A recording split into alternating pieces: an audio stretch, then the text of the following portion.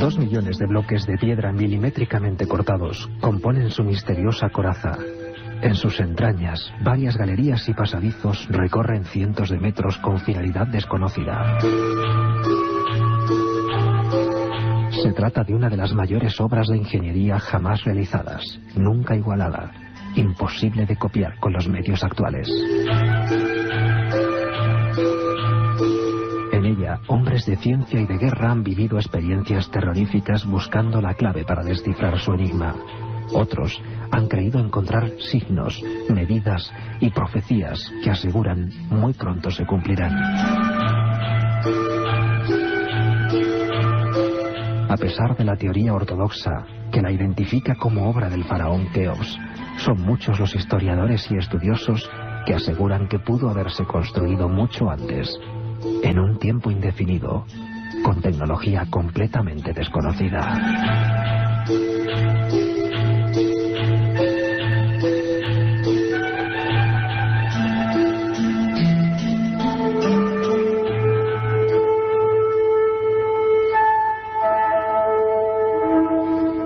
Buenas tardes, Milenio 3, nuevo horario de 4 a 5 de la tarde antes de Carrusel, estamos en la SER. Estamos escuchando ahora mismo un sonido grabado en uno de los lugares más misteriosos del planeta Tierra. Paul Horn, dentro de la Gran Pirámide, dentro de la Cámara del Rey, le escuchamos. In the King's Chamber of the Great Pyramid of Giza.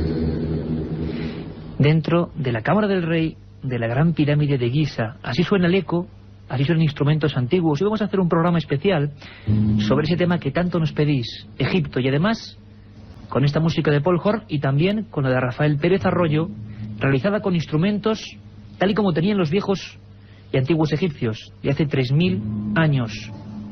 Un sonido que nos va a transportar al país quizá más misterioso del mundo. Esta es la propuesta, Milenio 3, el equipo, el mejor.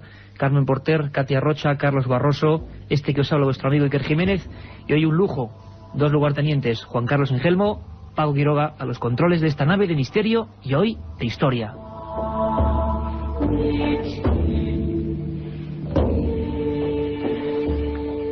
Nos habéis preguntado constantemente a ese mail, esa vía de contacto con este programa. Sabéis que tenemos, y adelantará Carmen Porter, los contenidos, una doble edición, como siempre, de 3 a 4 de la madrugada, hoy con participación de los oyentes, ya os lo aviso, os lo adelanto. Tenemos un sinfín de cosas. Nuevo horario, lo repito, para que os vayáis acostumbrando, de 4 a 5 de la tarde. Vamos a ver hasta cuándo, de qué forma, siempre antes del fútbol. milenio3@cadenaser.com, milenio3@cadenaser.com. Los mails ya abiertos, las vías de conexión, como digo, abiertas. Y nos preguntabais, aunque hemos tocado en alguna ocasión el tema, muy puntualmente, ¿por qué no hablamos un día de los misterios de Egipto, pero de los misterios de, por ejemplo, cómo se construyeron las pirámides? Cómo esa gente hace miles de años llegó a tener una tecnología, aparentemente, que dicen algunos, que todavía no podemos imitar o superar. ¿Cómo es posible que mientras el resto del mundo se lanzaba piedras a la cabeza, ellos las hilaran y las crearan con una matemática casi imposible? ¿Cómo es posible, en definitiva, que en las riberas del Nilo hubiese una explosión de conocimiento, de medios, de sabiduría, para muchos de conciencias o secretos heredados de dioses? Otros llaman a esos dioses seres venidos del cosmos. Bueno, un sinfín de cosas que hoy queremos desentrañar para vosotros. Esto es Milenio 3. Esto es la cadena SER.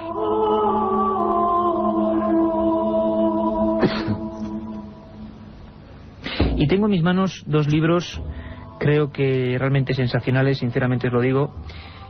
Esta noche de madrugada sorteamos ese libro Encuentros, la historia de los ovnis en España entre todos vosotros, con vuestras llamadas.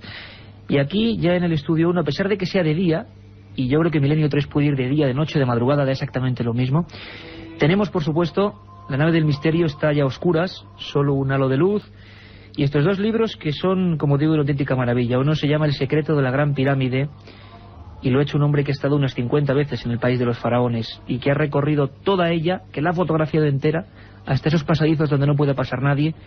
Ahí está esta obra El secreto de la Gran Pirámide, el archivo del misterio, editorial Edad, y aquí está su autor, don Manuel Delgado, con un poquillo de tos en un principio. Manuel, ¿cómo estás, compañero? Hola, muy buenas tardes, encantado de estar con vosotros y sobre todo con toda tu gran audiencia. A gusto de estar aquí intentando a esta nueva audiencia que nos encontramos de 4 a 5 y estoy seguro que un montón de gente más se va a sumar al proyecto, al espíritu de Milenio 3, pues para contar un montón de cosas, ¿no? Una pregunta, Manuel, ¿por qué, por ejemplo, cuando en los kioscos, cuando salen entregas de, por ejemplo, de historia, enciclopedias, es raro, tú me lo dijiste un día y me lo dijiste en el Cairo, en nuestro primer viaje a Egipto, me decías, ¿te has dado cuenta, Iker, que casi nunca empiezan con la prehistoria? Casi nunca el fascículo 1, ese de regalo, suele ser Altamira, la prehistoria, suele ser una imagen arquetípica, o la Gran Pirámide, de la que íbamos a hablar, o la máscara de Tutankamón. Parece que los editores sabemos o saben que algo atrae de Egipto, algo que no sabemos ni comprender. ¿Es cierto? ¿Por qué? Hombre, está claro que la cultura faraónica nos llega a todos. Es algo que desde pequeñitos, en los libros de historia y en televisión y sobre todo en películas también, pues la imagen de las pirámides, la imagen de los templos egipcios, la imagen de toda su escultura y de todos sus relieves es algo que nos es conocido. Distinto sería, no sé, intentar vender un libro de las culturas en Finlandia o en algún país de Asia, ¿no?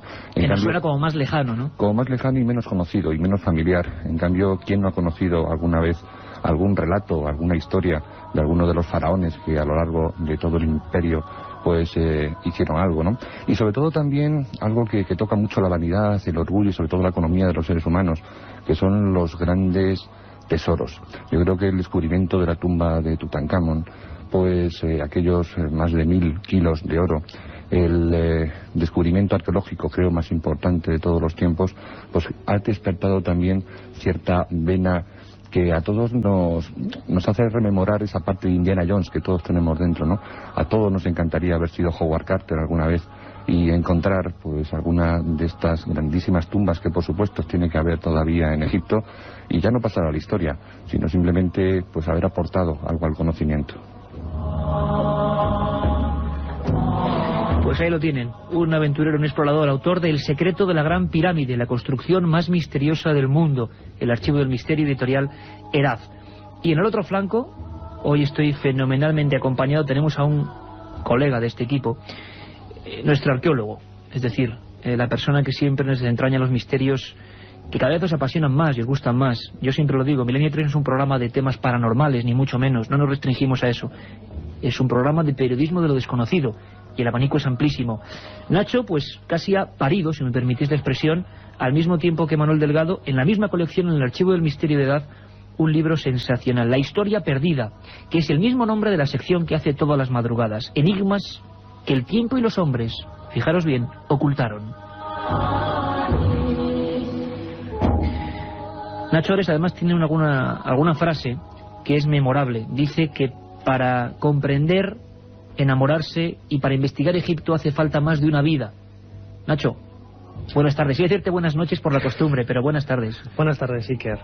Efectivamente, hay infinidad de enigmas y misterios relacionados con la cultura egipcia que no se pueden desentrañar en absoluto en la sola vida de una persona. Son generaciones y generaciones de investigadores. Hay que pensar que la egiptología como tal apenas tiene poco más de 2 siglos de existencia, desde que en 1822 Champollion descifrara los jeroglíficos, que fue como una especie de apertura, de destape del tarro de las esencias, ¿no? Porque hay una cosa importante, Nacho, es que muy poca gente sabe, nos dirigimos hoy a un público amplísimo y distinto, que los jeroglíficos, hay gente que puede pensar que se leían por todas las culturas. No, el hombre occidental hasta hace bien poquito no sabía que era esa extrañísima grafía de los egipcios, ¿no? Sí, a lo largo de la Edad Media pues se especulaba con algunos significados y conocemos incluso algunos intentos de traducción de los primeros textos jeroglíficos que hoy nos resultan totalmente absurdas e irrisorias, ¿no?, con los métodos modernos de este tipo de trabajos. Pero, como decía antes, la cultura egipcia es tan amplia, no solamente en su estado cronológico, es decir, que esos casi 3.500 años de historia de esplendor que tuvo en la antigüedad, sino son tantos millones de tumbas, miles y miles y miles y miles de personas importantes que llenaron estos siglos de historia, que la convierten no solamente en la cuna de la civilización moderna, sino en uno de los lugares más enigmáticos e insólitos del planeta.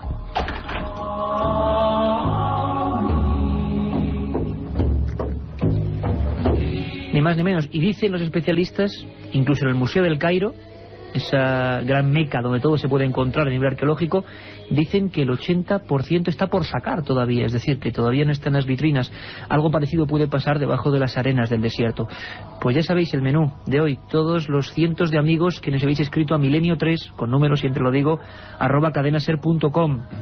Hoy Egipto en profundidad y sobre todo la tecnología, cómo construyeron, cómo lo hicieron, se adelantaron al futuro, fueron herederos de técnicas que se han perdido.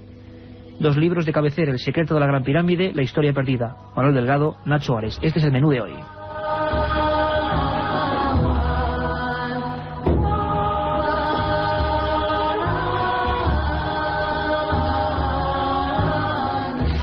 La Gran Pirámide, como nos contaba Carlos Barroso en la introducción, es uno de los temas clásicos, absolutamente, bueno, siempre referenciados en libros, documentales, programas televisivos, programas de radio como este. Nosotros tocamos el tema y además tuvimos una buena exclusiva, luego la recordaremos, de ese pasadizo que en septiembre del año pasado se abría o reabría, bueno, luego contaremos la historia, intentando buscar esas supuestas cámaras, ese mapa oculto de la Gran Pirámide.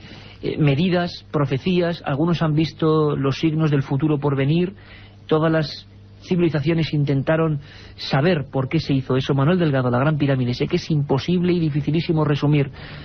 La última maravilla del mundo, la única del mundo antiguo que sigue en pie, de las 7 maravillas, hemos estado, los 3 que aquí estamos, delante de esa Gran Pirámide.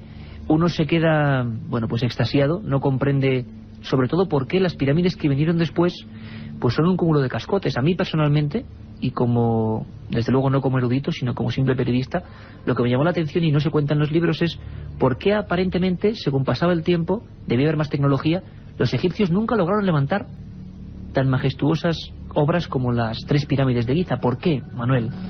Es algo que atenta al razonamiento, porque todas las culturas, todas las civilizaciones tienen un importante carácter evolutivo.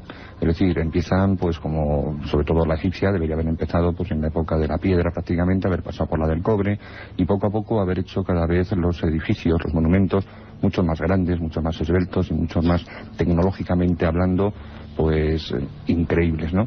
En cambio en Egipto nos encontramos con algo que es contrario a esto, ¿no? Nos encontramos con una cierta involución. Involución porque al principio de todas las dinastías, sobre todo en las primeras, en el Imperio Antiguo, aquella gente se atrevía a manejar la piedra de una forma que jamás luego lo realizaron. A cortar la piedra, para que todo el mundo nos entienda, de una forma, de una técnica, con un encaje, porque no sé cuántas hiladas son y cuántos bloques de piedra, pero casi 2 millones. Bueno, referidos a la Gran Pirámide, los estudios que estamos realizando pues acercan los bloques de la Gran Pirámide a los 3 millones, ¿no? Aunque a veces se dicen 2 o 2,5 para redondear, ¿no? Son cerca de 2.900.000 bloques. Con una particularidad, los 27.000 bloques que tenía en su revestimiento, de los cuales hoy actualmente en la meseta de Giza solo se encuentran 6, eran bloques de 16 toneladas de peso y eran bloques absolutamente pulidos a espejo, con todas sus caras absolutamente rectas, y además trabajaron de una forma que es completamente absurda. Si todos los oyentes recuerdan un poco cómo están las losas de su cuarto de baño, pues podrán apreciar que en pequeñas piezas de 20 o 30 centímetros pues quedan los albañiles una pequeña junta, a veces hasta de 2 milímetros, que luego tienen que rellenar con una richada, ¿no? Y estamos pensando que son pequeñas losetas que se manejan con 2 dedos, que vienen ya cortadas de fábrica, etcétera. Es decir, el trabajo de hacer esos 27.000 bloques exteriores, aparte de todos los bloques que se colocaron en su interior, en pasadizos y en cámaras, los hicieran en íntimo contacto, que no cabe ni un pelo, no cabe ni la punta de una navaja, pues eso multiplica el coste por 10 y también el tiempo por otros 10. Es decir, que no solamente aquella gente hizo la Gran Pirámide con una base de 8 campos de fútbol, con una altura de un edificio de 50 metros, sino que además se permitieron... 50 plantas. De 50 plantas, perdón. Sino que además multiplicaron el trabajo para, en teoría, hacer una tumba, aunque luego posteriormente se ha descubierto que no fue tal tumba, ¿no? Prácticamente ninguna pirámide de Egipto ha sido una tumba. Lo que está comentando Manuel Delgado, herejía seguro para la arqueología oficial, y ahora vamos a saber qué nos dice, desde luego, Nacho, que está más cerca de esa arqueología oficial. Nacho Ares, Manuel Delgado dice que las pirámides no fueron tumbas. Creo que es un tema apasionante. A todos desde niño nos han dicho que eran las tumbas de Keops, Kefren y Micerinos. Desde luego un esplendor, una triple generación impresionante, que luego al parecer no pudo volver a florecer de esa forma. Pero hay una cosa que yo quiero que toda la audiencia de Milenio 3 comprenda, y que yo he aprendido con vosotros y con vuestros libros. Es posible que en las pirámides, y esto sí que la gente estoy seguro que se va a quedar un poco fascinada, no hay un solo jeroglífico, no hay un solo dato que diga que fueron construidas por ciertos arquitectos para un faraón. Es cierto que, al contrario que en las tumbas, en las pirámides por dentro apenas hay nada. Sí, es completamente cierto, ¿no? Y es quizás uno de los grandes interrogantes que plantean pirámides como las de Keops, Kefren y Micerinos en la meseta de Giza, ¿no? Al sur del Cairo. También es cierto que no, las poco más de 100 pirámides que hay en Egipto tienen que ser todas, y efectivamente no lo son, iguales a la Gran Porque Pirámide. hay más de 100, que tampoco lo sabe la gente. Sí, no solo son las 3 de siempre, sí, hay unas que la gente cree que 120, los listados varían un poco, ¿no? Dependiendo de las fuentes. Pero, como decía, no todas las pirámides son iguales, hay algunas que no plantean en absoluto ningún problema de edificación, pero sí que podemos tomar lo que es la Gran Pirámide como paradigma del misterio, ¿no? Como yo lo he denominado en otras ocasiones, una especie de misterio multimedia en donde se puede abarcar infinidad de campos de trabajo, no solamente de los métodos de construcción, sino también el trabajo de la piedra, la orientación astronómica de esta clase de monumentos, y también la función para la que debía de ser. Exacto, ¿no? ¿Para qué se hicieron las pirámides en caso de que no fuesen tumbas? Es que mi opinión es que sí que fueron tumbas, o por lo menos tuvieron un aspecto funerario bastante claro. Es decir, es cierto que en las pirámides de la meseta de Giza no hay textos, y en algunas otras, ¿no? Pero no es menos cierto que en otras pirámides de otros lugares de Egipto están los textos de las pirámides, en donde se relaciona perfectamente con los cultos funerarios, y además los propios textos en papiros que nos han dejado los egipcios hablan de pirámides refiriéndose como tumbas, ¿no? Como lugares de reposo para algunas personas importantes o reyes en este caso.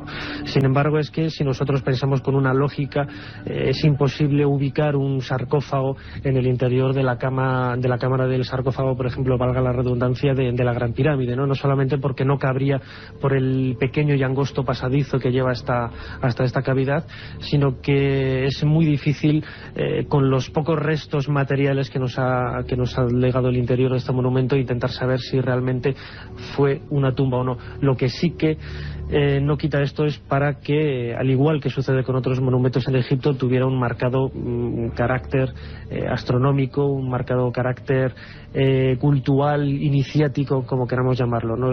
Porque desde luego nos encontramos, Nacho, ante la cultura del planeta Tierra probablemente con más ascendencia hacia lo trascendente, hacia la barca que llevaba hacia el otro lado, hacia los espíritus. A mí me gustaría que, dando un giro, porque muchísimas comunicaciones, ese milenio3@cadenaser.com, han ido por aquí, nos preguntaban por un personaje peculiar que hemos querido recuperar, y que gracias a Nacho Ares y algunos documentos de viejos reportajes originalmente hechos en Alemania, si no recuerdo mal, surge este hombre que cambió la forma de ver la historia. Para muchos un hereje, para otros un loco, probablemente un exagerado, pero lo que es cierto es que la pasión por ver la arqueología con otros ojos, con buscar claves que no se nos han contado, por desafiar a la heterodoxia, surge gracias prácticamente a él. Se llama Erich von Däniken. Y Erich von Däniken, el célebre suizo, que un día a ver si podemos ir a su parque temático que está haciendo en Interlaken, en Suiza, una especie de cosa impresionante, este profeta, digamos, de ver la arqueología con otros ojos, de ver, según él, rastros o restos de unas civilizaciones de las que no sabemos nada y que vinieron del cielo. Vamos a escuchar un trozo de ese pequeño reportaje, luego escucharemos al propio Däniken hablando de lo que para él es, su resumen, la Gran Pirámide. Le escuchamos. Dominando la meseta de Giza está la Gran Pirámide. ¿Quién construyó este increíble edificio? Los documentos históricos la atribuyen al poderoso faraón Khufu, también conocido como Keops, y a su ejército de 100.000 esclavos. Pero von Däniken cree que otro importante descubrimiento puede probar su polémica teoría acerca de la construcción de la pirámide. Afirma que el verdadero constructor fue Enoch, el mismo de los escritos apocalípticos etíopes.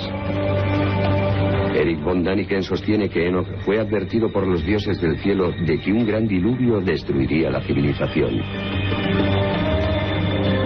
Enoch Enoch construyó la Gran Pirámide para proteger los antiguos textos de la crecida de las aguas. Proyectó cámaras secretas que se labraron en el interior de esta montaña de piedra. ¿Eran los dioses que predijeron la inundación realmente extraterrestres?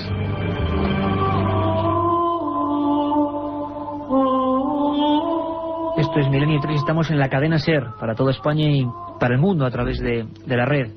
Manuel Delgado, escuchábamos algo posiblemente para muchos delirante de Erich von Däniken, este hostelero suizo que cuando nadie le creía, con un viejo Volkswagen recorría el mundo, se iba de un lado para otro y hizo un librito que en España publicó Plaza y Janés que se llamó Recuerdos del Futuro. Bueno, costó, creo que fueron 18 editoriales, le dijeron que no.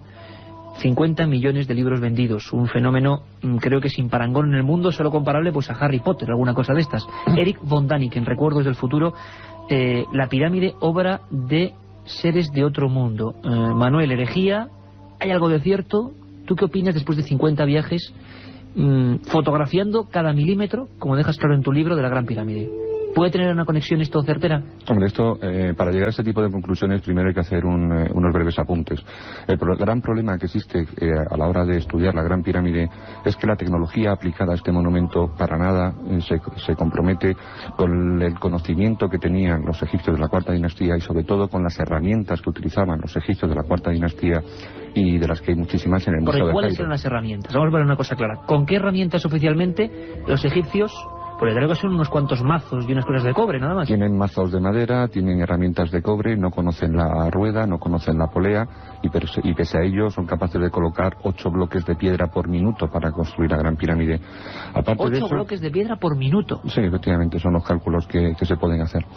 Entonces, teniendo en cuenta esa aberración arquitectónica y sobre todo de ingeniería, pues hay que plantearse también cómo tenían unas sierras que eran capaces de, sierras móviles, que eran capaces de cortar el granito como si fuera mantequilla, o hacer perforaciones en piedras de enorme dureza, con gran presencia de cuarzo, como es el granito rojo, como puede ser la diorita, etcétera, y que avanzaba cada vez que daba una vuelta, una broca avanzaba 2 milímetros, o sea, prácticamente 60 veces más de la moderna tecnología actual nuestra de nuestra era espacial, ¿no?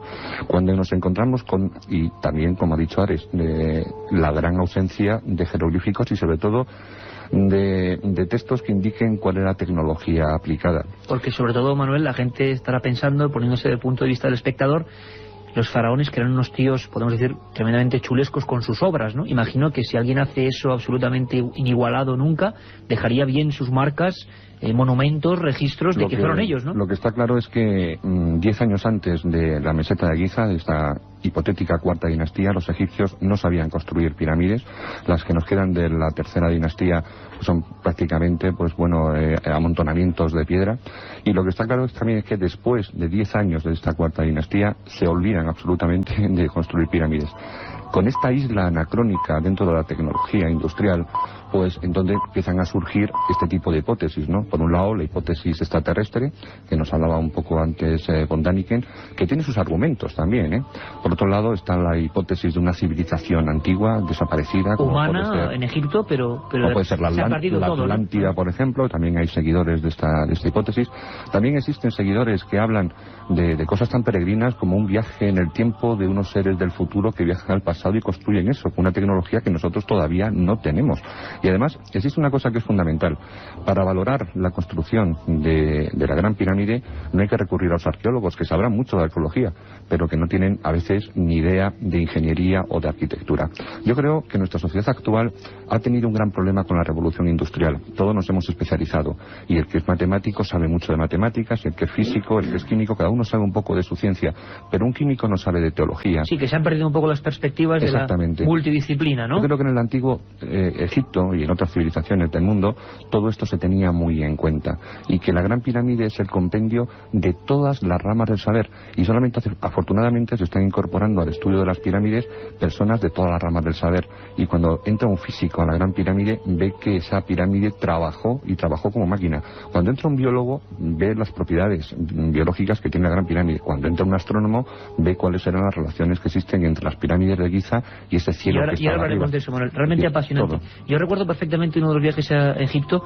Nos acompañaba un constructor acostumbrado a cortar el hormigón en piezas de 20.000, 30.000 kilos, de hacer grandes obras hidráulicas, obras... Era Pedro Martínez Poveda. Y recuerdo perfectamente la primera vez que llegaba a Egipto, cuando se plantó delante de la Gran Pirámide, me dijo: Iker, viendo los cortes de la piedra, esto es imposible.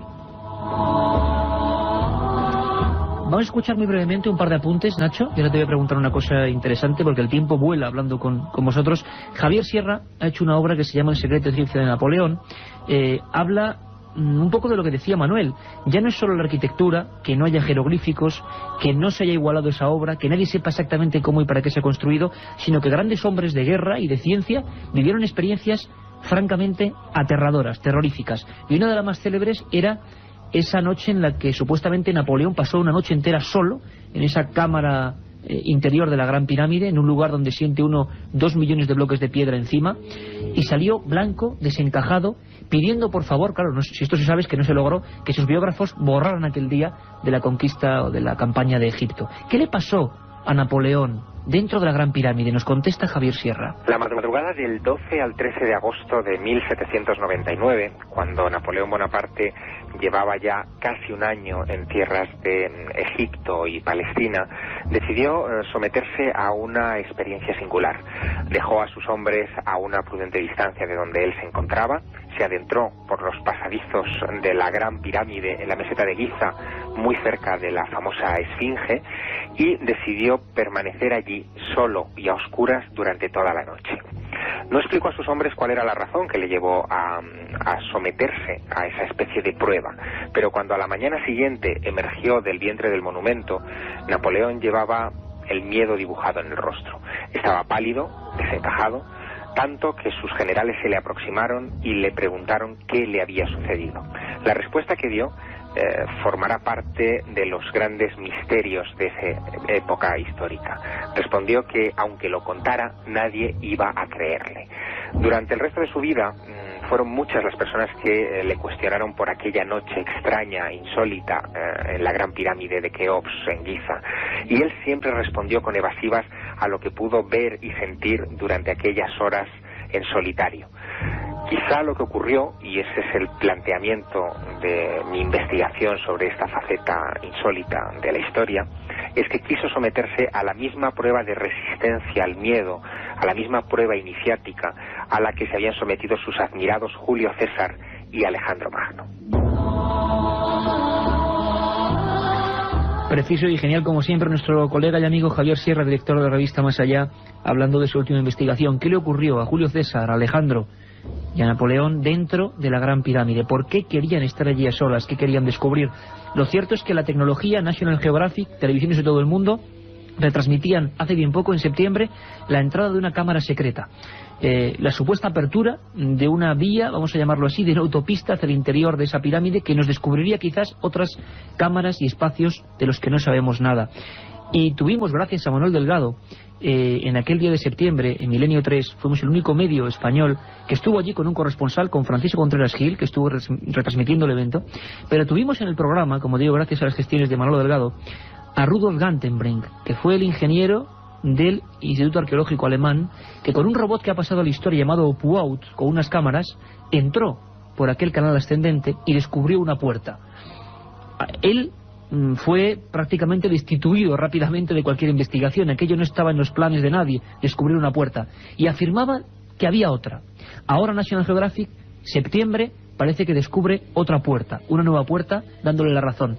Lo tuvimos aquí en Milenio 3 y, francamente emocionado, desde Mónaco nos contaba pues esa impresión de que, a pesar de estar un poco desterrado de Egipto, tenía razón. Su robot sabía que había no una puerta, sino, según él, 3, y después una misteriosa tumba. Escuchamos a Rudolf Gantenbrink.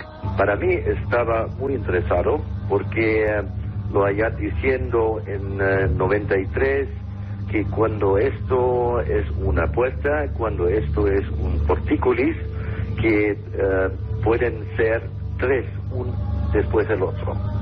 Después este descubrimiento, ahora lo puedo decir algo más, porque una cosa que es claro, que tenemos ahora 2 puertas, Entonces, cuando hay 2 puertas, tiene que ser 3 puertas. Y 3 puertas, porticulis, están siempre y solamente enfrente de una tumba. Si quieres viajar a lo desconocido, no dejes de leer El Archivo del Misterio de Iker Jiménez, los libros del tercer milenio. Colección El Archivo del Misterio de Iker Jiménez, publicado por Editorial Edad. Próximos títulos ya a la venta: La Sábana Santa de Carmen Porter, Casas Encantadas de Francisco Contreras, El Secreto de la Gran Pirámide de Manuel Delgado y Vampiros de Miguel Gómez Aracil. Un viaje en busca del misterio. Milenio 3, en la SER.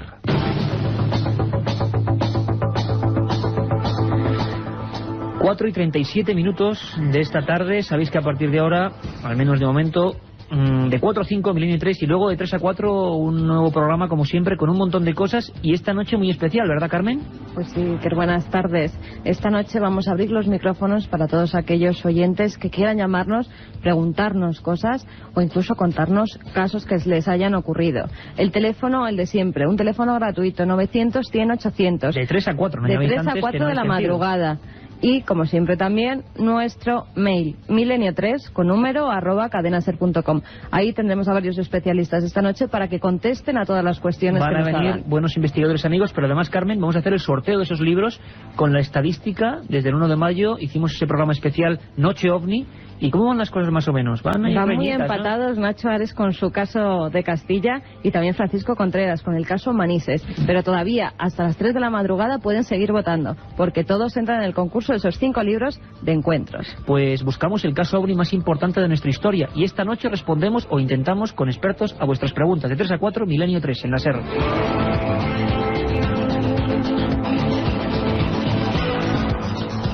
Hemos hablado y sabemos que da no para un programa. El secreto de la Gran Pirámide, como dice el libro de Manuel Delgado, no da para un programa, da para 3, para 4 y para 5. Y lo iremos haciendo, y ojalá desde allí. Un viejo proyecto que ojalá se cumpla pronto de este equipo. Pero Manuel y Nacho, ahora hablaremos con él, hablan de trabajo distinto de la piedra, herramientas demasiado burdas, mazos de madera, de cobre, para manejar algunos de los elementos más duros que existen. Hay piezas que parecen sacadas del tiempo, piezas que están en algunos museos. Escuchamos a Carlos Barroso y nos metemos en la historia de cómo trabajaba la piedra este pueblo egipcio.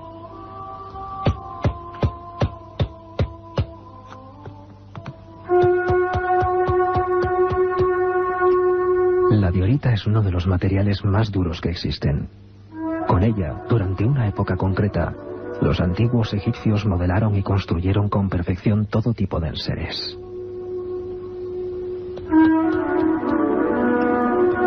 Nadie comprende cómo con los rudimentarios martillos de cobre que oficialmente se manejaban, se pudieron crear maravillas como la escultura del faraón Kefren, un prodigio inigualable de manufactura, detalles y perfección.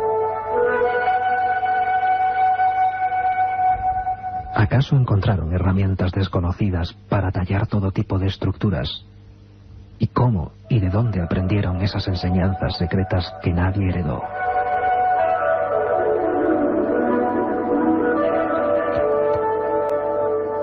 No.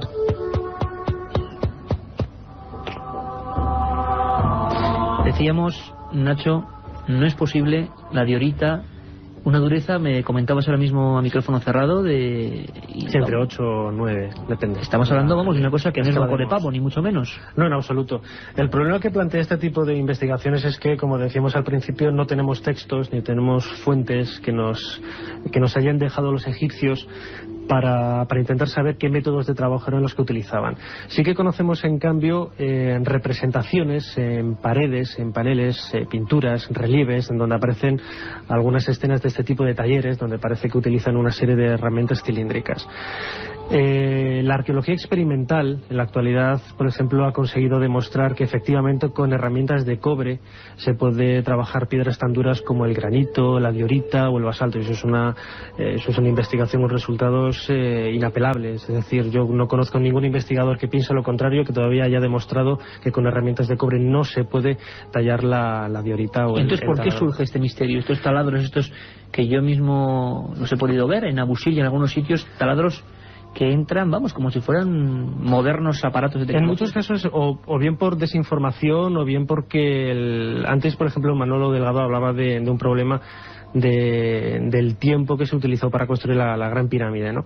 Efectivamente hay una serie de datos, de algoritmos matemáticos sobre el tiempo estipulado para la construcción de este monumento, ¿no? Que se calcula que eran 20 años. Yo creo que fue muchísimo tiempo más. O sea, es imposible que ni siquiera con herramientas modernas, con trabajos de ingeniería modernos en este periodo de tiempo se pueda construir. Pero tú hablas, por ejemplo, en algunos reportajes tuyos, Nacho, y en tus propios libros, como La historia perdida, hablabas de unos vasos realizados con diorita, con los fondos, que te costaba mucho creer cómo se había manufacturado eso, o por qué desde luego no había un seguimiento de esa tecnología, o qué pasa, es en un momento muy concreto.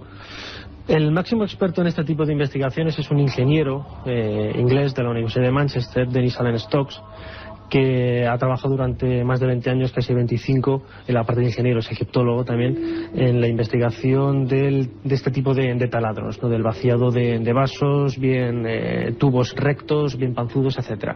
Su trabajo de investigación, siguiendo un poco lo que comentaba antes, ¿no? Las descripciones de estos talleres de piedra, hacen pensar que, y además es una cosa que ha conseguido él mismo, o sea, como decía antes, son pruebas irrefutables, porque él mismo ha conseguido con herramientas de cobre vaciar este tipo de vasos construidos con estos materiales.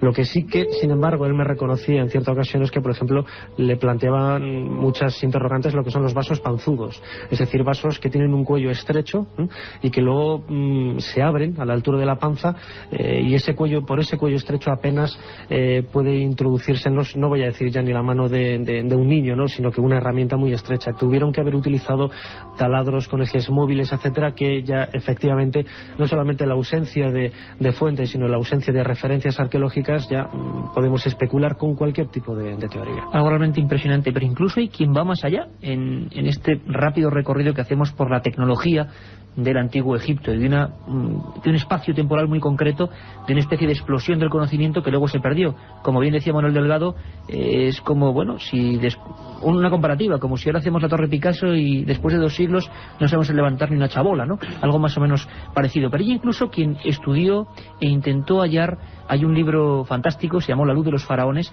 cómo trabajaban en el fondo de aquellas tumbas, algunas tú las remarcas en tu libro, Nacho, a más de 100 metros de profundidad. No hay restos de que se utilizaran candiles con aceite ni manchas de hollín. ¿Cuál era la luz de los faraones? ¿Cómo trabajaban? Y en Déndera, en una cripta, en una zona realmente misteriosa, se encontró uno de los grabados más raros que ha dado su posición a que quizás en el antiguo Egipto se conocía algún tipo de energía. Escuchamos a Carlos Barroso.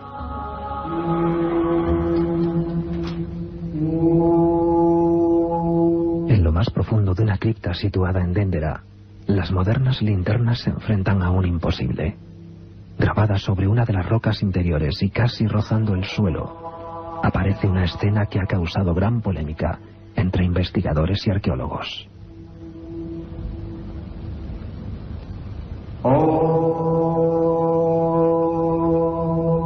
Varios egipcios manejan una caja de la que surge un gigantesco óvalo parecido a una bombilla.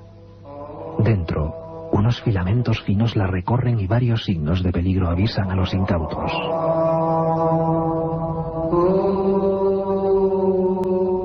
Cuando el investigador austríaco Peter Krasa las redescubrió a finales de los 70, no le cupo la menor duda. Aquellos hombres manejaban algún tipo de rudimentaria energía eléctrica. Las supuestas bombillas de Déndera que todos hemos podido ver en lo más profundo de una oscura cripta, en ese lugar del corazón de Egipto. Volvemos un momento a escuchar a ese polémico y a veces para algunos exageradísimo profeta de la nueva arqueología en su época, que construyó una auténtica renovación, Erik von Däniken, que desde Déndera y gracias a Nacho Ares nos comentaba en un reportaje de la televisión alemana lo que para él significaba en algunos templos se había construido, se había generado ese tipo de energía eléctrica. Y luego veremos cómo hay algunas piezas, por ejemplo la llamada pila de Bagdad, hecha con cobre y con algunos revestimientos, que parece que estaban predestinadas a eso, a desde luego iluminarse y no con antorchas en lo más profundo de las arenas del desierto. Escuchamos a Erik von Däniken. Este es el templo de Osiris, en Abidos, en el centro de Egipto. Aquí hay uno de los regalos más misteriosos que ha bajado a la tierra desde el cielo. Es el llamado Pilar de Jet. Se ha sugerido que podía ser un símbolo de fertilidad o quizá de la eternidad, pero también un símbolo de fuerza. ¿Qué fuerza? ¿Se referirían quizá a la electricidad? Suena, como decimos, a absoluta herejía en este repaso que estamos haciendo por el misterio de Egipto desde el punto de vista de un viajero 50 veces en ese país de los faraones, el secreto de la Gran Pirámide, Manuel Delgado, y el director de la revista prestigiosa, revista de arqueología, Nacho Ores, con su Historia Perdida. Vuelvo a preguntarlo, ¿es posible, Manuel Delgado, electricidad, algún tipo de rudimentaria energía para alumbrarse, la luz de los faraones, tanta polémica durante tantos años después de que se descubran estos grabados? Hombre, no hay tiempo para desarrollar mucho las ideas aquí en una hora, ¿no? Y como bien decías, pues habría que desarrollarlo en un montón de programas. Y tocaremos un montón más de programas, desde luego. Lo que está claro es que si en la retransmisión que hizo el National Geographic en el pasado septiembre en relación con la pirámide, pues hubo 1.500 millones de personas atadas al televisor, yo creo que estaban ahí precisamente, o estábamos mirando esas imágenes, no por los resultados ni de los arqueólogos, no por supuesto por lo que dicen los libros de historia referente a la Gran Pirámide, sino con todo lo relacionado con los enigmas y con los misterios. Pese a que existan doctores como este doctor Stock, que nos ha hablado Nacho Ares, que por supuesto le felicito por su fe y su confianza, que tiene hacer este tipo de trabajo de arqueología tecnológica, pese a que la arqueología diga que todo está absolutamente resuelto y que todo se conoce referente a la Gran Pirámide, yo creo que existimos un montón de personajes en el mundo que pensamos que no todo está dicho. Y solamente hay que ir, como decía antes, a los ingenieros y a los arquitectos y a las personas que están todo el día trabajando en la piedra, que no teorizan detrás de un púlpito catedrático sobre las cosas del Antiguo Egipto, sino que conocen perfectamente la dureza. Y te voy a poner solamente un ejemplo. Según la arqueología, el torno de alfarero aparece en Egipto en la dinastía 13. Según los trabajos de Petri, en las primeras dinastías... uno de los padres de la egiptología, ¿no? Existían ya fresadoras con punta, con una punta que trabajaba como los tocadiscos y que iban ahondando platos y vasijas, el interior de las vasijas, ¿no? Es decir, la ausencia total de tecnología y sobre todo una tecnología anacrónica es lo que hace que Egipto siga manteniendo absolutamente todos sus secretos intactos, y todas estas afirmaciones de la arqueología empírica absolutamente quedan sin argumentos cuando les preguntamos a las personas que realmente saben sobre las piedras. Y hablamos incluso... Manuel, ¿queréis apuntar una cosa? Sí, también quería decir, y porque creo que el programa ya se está acabando, que nosotros estamos acostumbrados a valorar las cosas bajo nuestra propia perspectiva, ¿no? Y yo creo que si en el futuro, dentro de 10.000 años, un personaje, un arqueólogo, intenta valorar, por ejemplo, el estudio del fútbol exclusivamente viendo cómo se dan las puntadas a un balón, pues lógicamente jamás va a poder llegar todo. Yo creo que para los antiguos egipcios la materia y el espíritu iban unidos, y yo creo que no se puede separar. Yo creo que aquello que se decía de mente sana en cuerpo sano, yo creo que todo iba absolutamente unido, todo tenía un fin. Esta música que estamos escuchando durante todo el programa y que es realizada con cánticos en lugares de Egipto y con instrumentos realizados en Egipto. En particular, esta música que estamos escuchando hace 4.000 años se tocaba en el templo de Karnak. Pero esta música era tecnología que hacía vibrar, que hacía cambios moleculares en las personas y en los objetos que estaban a su alrededor. Es una tecnología que, por supuesto, nosotros estamos absolutamente limitados para intentar comprender a aquella gente, porque necesitamos todavía aprender muchísimo de algo que desconocemos. Muy rápidamente nos pedíais, pues bueno, sabéis que es imposible acumular todos los misterios de Egipto en un solo programa, en una hora. Hablabais también de que muchos de vosotros muchos oyentes de Milenio 3 viajando a Egipto, se habéis encontrado extrañísimas figuras en algunas de las tumbas, por ejemplo, creo, Nacho, en Ramsés VI, ¿no? Figuras que parece que llevan escafandras, cascos, manoplas, y que muchos hablabais posiblemente de seres venidos del cosmos. Bueno, parece que también hay mucha leyenda o gran parte de realidad. Lo cierto es que el pueblo egipcio tenía una obsesión por la muerte y por la astronomía, por el cosmos, por el espacio. Vamos a bajar con la mente por esa tumba de Ramsés VI.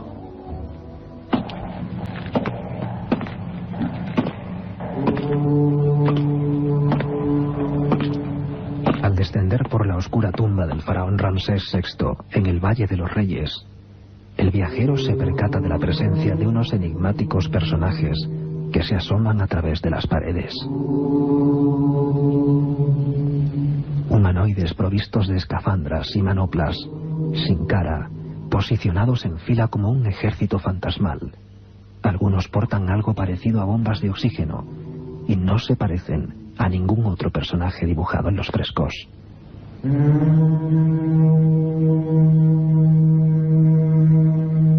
¿Quiénes son? ¿A quiénes representaron los egipcios de aquel modo? ¿Acaso es el retrato de algo que vieron hace miles de años?